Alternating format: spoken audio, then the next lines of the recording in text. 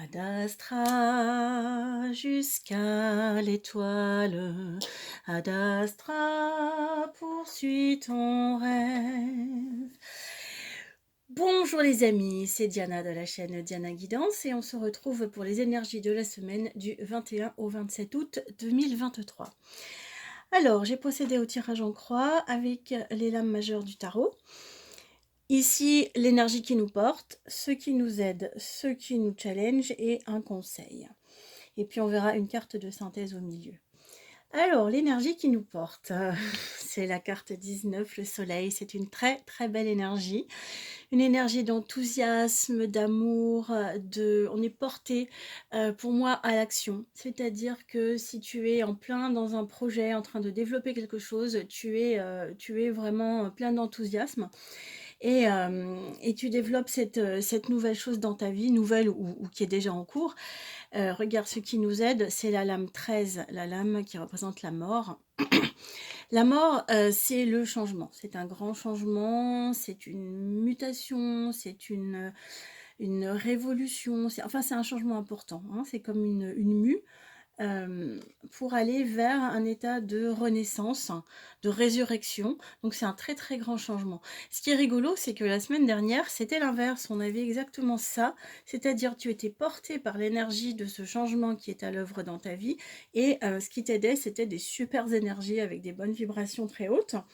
Eh bien, il y a une certaine cohérence, une certaine continuité dans ce tirage. Alors, ce qui te challenge ici, c'est la 10, la roue de la fortune. C'est une carte très positive. La roue de la fortune, c'est un coup de pouce du destin qui t'amène des bonnes choses. Mais souvent, ça peut aller vite. En tout cas, c'est quelque chose que tu ne contrôles pas.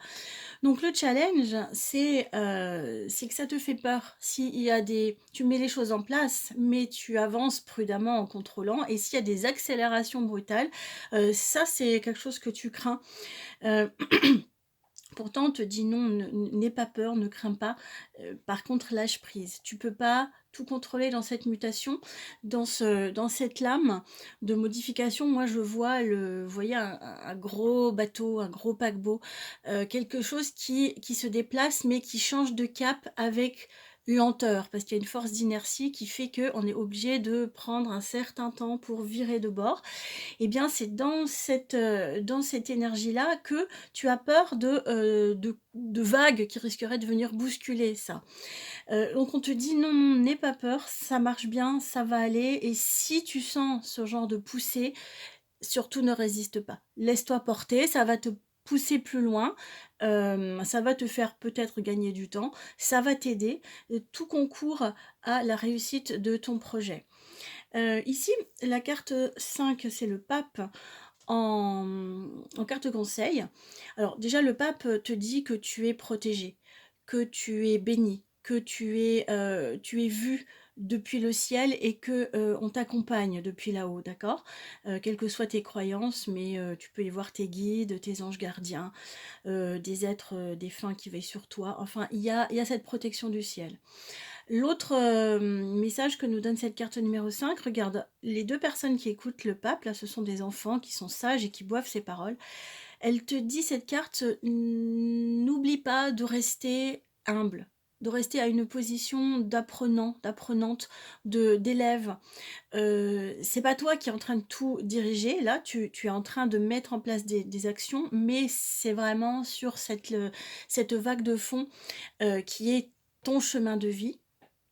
Donc, tu dois aussi avancer, en restant toujours à l'écoute de ta voix intérieure, à l'écoute de ta guidance, afin de, surfer avec grâce sur cette vague et de ne pas te prendre, de pas boire la tasse si tu as des petites vaguelettes qui te poussent un coup, parce que ça fait partie du challenge.